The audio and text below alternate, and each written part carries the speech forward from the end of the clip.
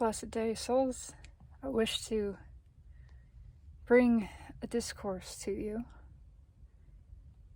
in honoring and witness of a conversation I just had. One who is dear to me approached me for discussion, and as I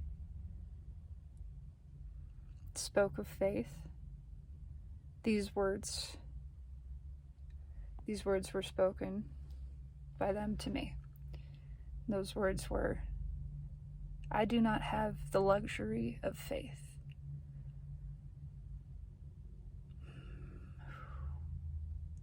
Can you feel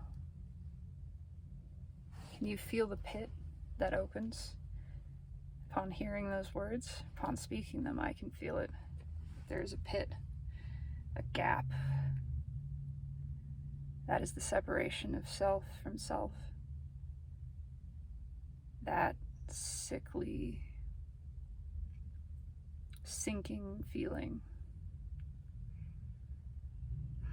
That flash of chilled hellfire that settles like poison in the stomach. And I say this not in judgment, in honor. For that truly is a dark dwelling to live in, that vibration. To not believe that the self is even deserving of faith, could afford it, when faith is free. That is the point. Soul's faith asks nothing. Faith does not demand a sacrifice. Faith does not ask that you give anything away. It asks you to give it up, to lift it up, and to lift yourself up. It asks no self-sacrifice. No. It is the opposite. It is the champion of self. It is the champion of belief, of hope, of that creation that is your birthright, that lives within you. That knowledge that even when all without appears to be lost, even when you yourself appear to self to be lost, it is not so. You are not lost. You never have been. And that is what faith wants to give you. It is not some unaffordable, unattainable blessing only for God's special chosen ones. Every one of us is the special one. Every single soul. But ego is afraid. Ego has fought long and hard to survive, to compete, to come out on top. Ego perceives that there's a finite amount of blessing, of abundance, whether that be health or money or love. Ego has perceived that it must struggle and scrap and strain for the tiniest portion that it can claim its own, and that is true value, that hard work, that wrenching the self out of a pit in pain, that is the worthier cause. And that faith is for those who are already blessed.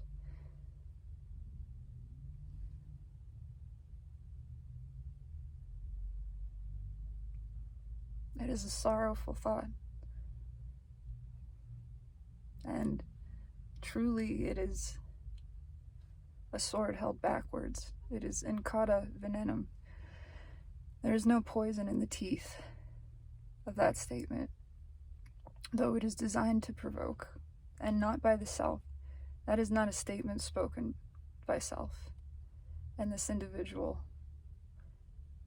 did not speak it as themselves. That was spoken by ego, by fear, by unworthiness and shame. And that is why this is what is reflected. That statement only serves to hurt the one who speaks it. It is designed to provoke because ego desires a struggle. It wants proof. It wants outside validation. It wants to test because it does not believe. Because it does not believe in itself. So why should it believe you? Beloved ego, why should you not believe in yourself? Do not worry about me.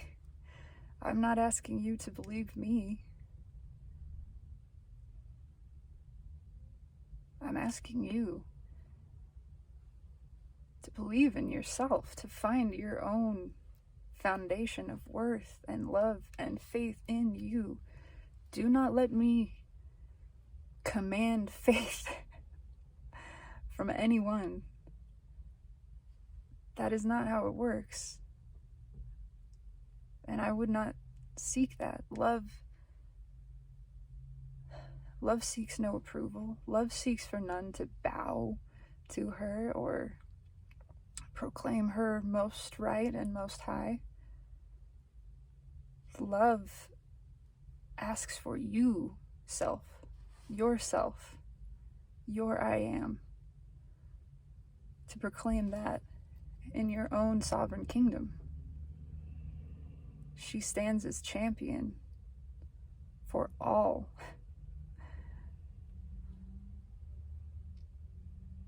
And it is frightening to many.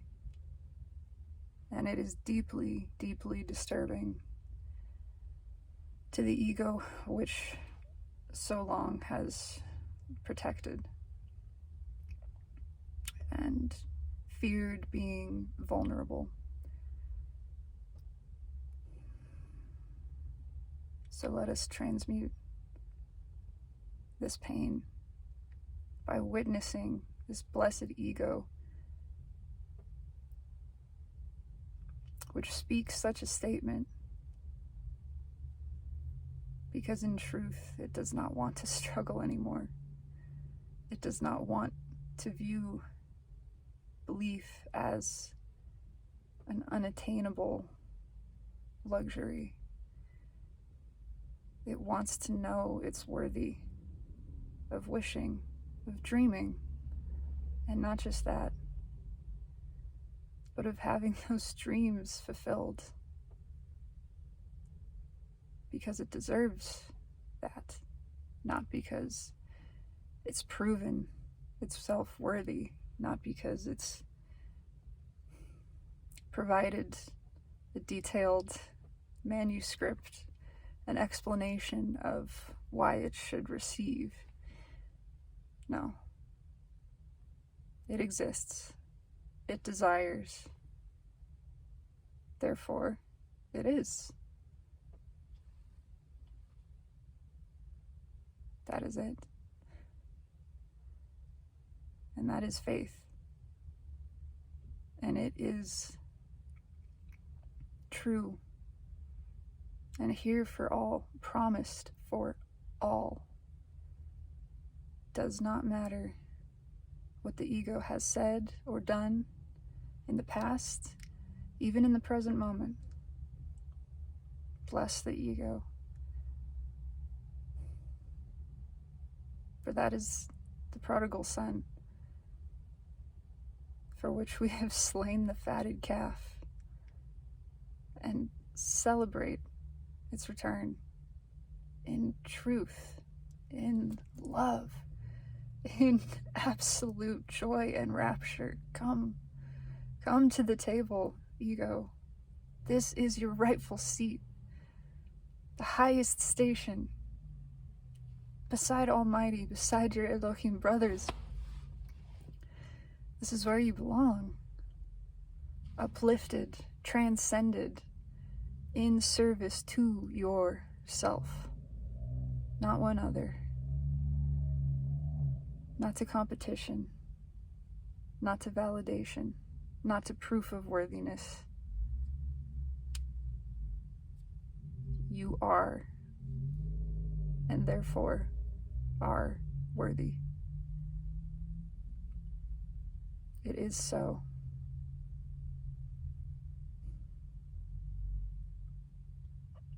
We love you so much, and we will never stop. We love you, even as you insist that love is beyond your reach, that it is something you cannot afford. We love you all the more for that, blessed ones. For truly, these are the most devout and desiring pilgrims of all.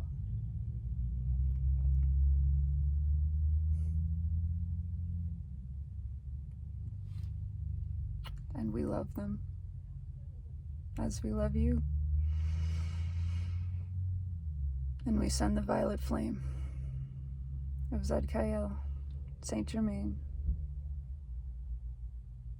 the flame of truth and compassion. We call it from above and anchor it into our being and into the earth herself, and so cast it out through the atmosphere like so many seeds of a dandelion. And we have faith that they will take root. And in doing so, they will replace these sickly towers, these trees which bear only ill-flavored fruit, in the hearts of all. And slowly, gently, easily, all will come to know their worth, be renewed and redeemed with the whole of earth. There we are.